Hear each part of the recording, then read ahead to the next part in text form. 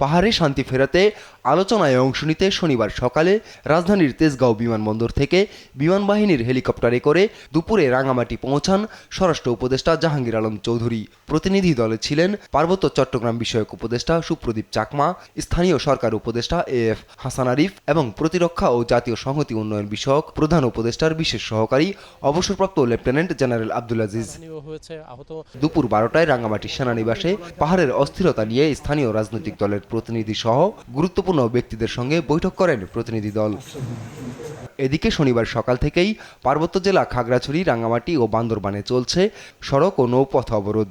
পাহাড়ি বাঙালি সংঘর্ষের জেরে খাগড়াছড়ি ও রাঙামাটিতে 4 জন নিহত, অগ্নিসংযোগের প্রতিবাদ এবং দোষীদের শাস্তি দাবিতে এই অবরোধ ডাকে বিক্ষুব্ধ যুগ্ম ছাত্র জনতা। সমর্থন দেয় ইউপিডিএফও।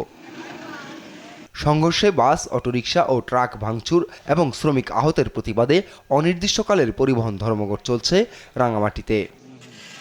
আপন অপু, নিউজ ডেস্ক, দেশ টিভি।